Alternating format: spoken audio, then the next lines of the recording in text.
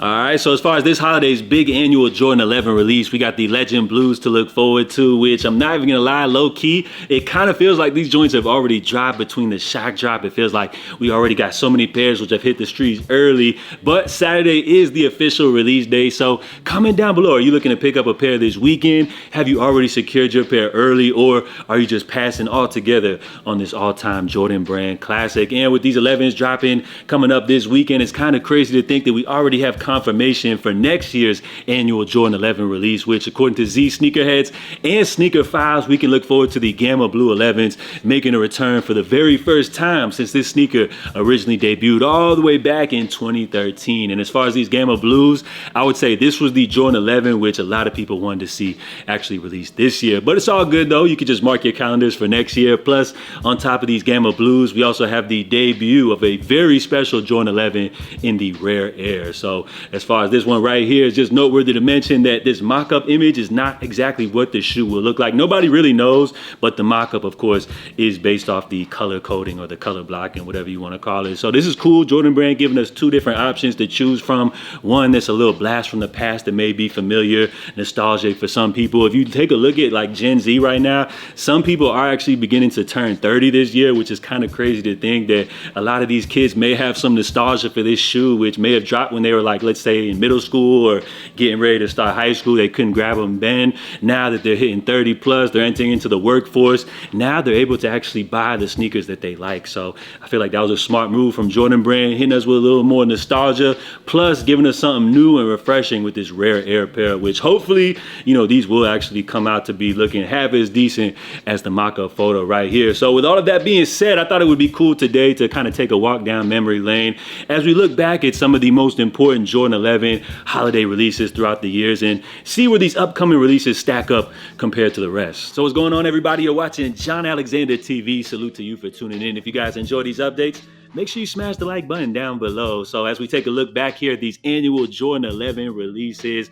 I think it's important to start here in 2009 because remember, this was the time when Jordan Brand was just coming from all of the countdown packs, dropping dual retro releases that added up to 23. So 2009, this Christmas, we got a big one in the Jordan 11 Space Jam. You guys already know what time it is with this release. And it's important to note the shape of this 2009 pair in particular, as well as the sole, which doesn't feature the new like icy blue sole, which for me is like an OG Jordan head. I prefer these like clear soles much more, although I know a lot of people complain that they tend to yellow over time. But man, 2009, what a great time. Now, they did follow it up in 2010 with the Jordan 11 Silver Anniversary, although this one doesn't really count because as far as the holiday release, that actually went to the Cool Gray 11s, which you guys already know, OG Jordan release, regarded as one of the greatest of all time. So you guys see they went from the Space Jams to the Cool Grays, and they had to keep that momentum going in 2011 with the release of probably one of the most iconic holiday 11 releases in the Concord Jordan 11s. This was a pair people were camping out for. You probably heard people getting robbed, shot for these. Some of y'all may know about the Get Money Boys and all the lore behind that, but this was just a crazy time, that really set off like this whole sneaker hype madness and everything that we know of today. So that was a crazy release in 2011. And then after that, they followed it up with the Bread 11. So you guys already know the playoffs. They went from the Space Jams to the Cool Grays to the Concords to the Bread 11. So many great releases back to back, and that's what made these holiday Jordan 11 releases so special. But then here in 2013, they decided to switch things up and hit us with a brand new colorway, which at that time, I really didn't see nobody complaining about these. I thought people actually rock with these. Personally, I remember picking up my pair, and this will be next year's big annual Jordan 11 release. So as I mentioned, a lot of people will have nostalgia for this pair, as well as Gen Z for the first time, which a lot of them kids are starting to get older now. They probably weren't able to grab these back in the day. Now they're making money of their own. They can go ahead and grab these. So I feel like that was a great move for Jordan Brand. On top of that, we're also going to see the Rare Air pair, to give us something new and refreshing. So 2013, we got those Gamma Blues, and then in 2014 we saw Jordan Brand hit us with the Legend Blues, aka the Columbias, and for the first time they started to include these icy blue soles, which prevented the yellowing, aging process. But to me, I felt like that just like built character for the sneakers. And for the record, this actually happened to be the very last Jordan 11 release that I picked up. So that's crazy to think that was all the way back in 2014. And then after that, I really didn't follow up on keep up with what they kept dropping. So let's just go ahead and take a look at the list down below. It seems like they dropped a whole bunch of 11 lows. And then, of course, 2015 were these 72 and 10s, which of course do feature similar color blocking to the Bred 11s. And I don't want to offend anybody that's a fan of that sneaker, but I'm sorry, when them joints dropped, to me, they were just trash. And then in 2016, they hit us with the Space Jams, which again, the return of a classic. But again, you got the Icy Soul, which I feel like does kind of complement, these, because they do have the blue Jumpman and everything like that. But just as like a purist, you guys already know I'm rocking with my old clear soles, even though they did yellow over time.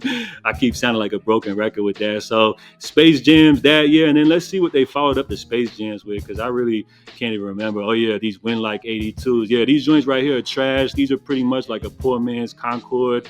And I feel like this is definitely, we see Jordan Brand going downhill. The red ones were pretty cool, I guess, because they were like originally like a PE or something like that. So the red ones, I would say not bad when we take a look back at them. But again, this is kind of where Jordan Brand just started to go downhill. We had the cap and gowns, which I guess you could say were like a poor man's Gamma, dropping back in 2018. So it's cool that they are finally bringing back the Gamma Blues. So, and then what do we have after that? We had a whole bunch of our brand Jordan 11s, but these weren't the holiday release. Okay.